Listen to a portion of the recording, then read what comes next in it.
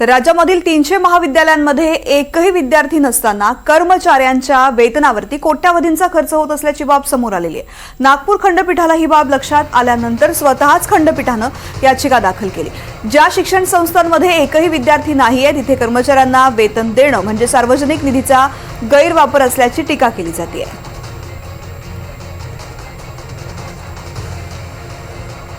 या संदर्भात अधिक माहिती जाणून घेऊयात माझे सहकारी संजय तिवारी यांच्याकडून। संजय, 300 महाविद्यालयामध्ये एकही विद्यार्थी नाहीये ही अतिशय मोठी गोष्ट आहे। नेमकी ही घटना कशी लक्षात आली? अगदी बरोबर तृप्ती, अत्यंत धक्कादायक अशी ही घटना आहे असं स्वतः मुंबई उच्च न्यायालयाच्या नागपूर खंडपीठानं सुद्धा नमूद केलेलं आहे आणि म्हटलंय की शासकीय वेतन अनुदानाचा दुरुपयोग आहे, शासकीय सार्वजनिक निधीचा दुरुपयोग आहे आणि या महाविद्यालय आहेत त्यांचे कुव्यवस्थापन आहे, मिसमॅनेजमेंट असं त्यांनी म्हटलंय।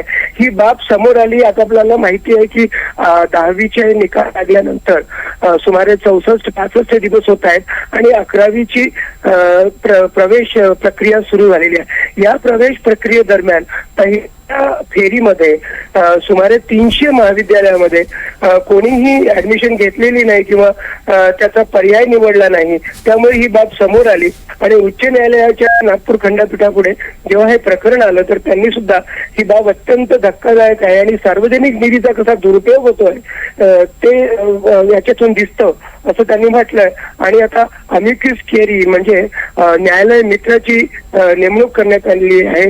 नागपूरचे एक वरिष्ठ वकील आहेत रोहन घुगे, त्यांना सांगण्यात आलेलं आहे की 2 आठवड्यात योग्य ती याचिका बनवून उच्च न्यायालयाच्या नागपूर खंडपीठापुढे सादर करण्यासाठी सांगण्यात आलेलं आहे आणि 4 ऑगस्टला पुढील सुनावणी होणार आहे। हे प्रकरण धक्कादायक याच्यासाठी आहे कारण employment Maharashtra employees of private schools conditions of service हे जे नियंत्रण कायदा आहे 1981चा, सेकंडरी स्कूल कोड आहे 2009चा आणि राईट टू एज्युकेशन या सगळ्या नियमांचा भंग होतो आहे।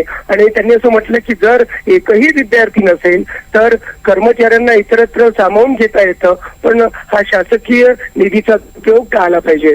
तृप्ती, निश्चित संपूर्ण प्रकरण अतिशय गंभीर आहे संजय, आणि या प्रकरणामध्ये 4 ऑगस्टला नेमकं काय होतं हे पाहणं महत्त्वाचं आहे। धन्यवाद सविस्तर माहिती करता।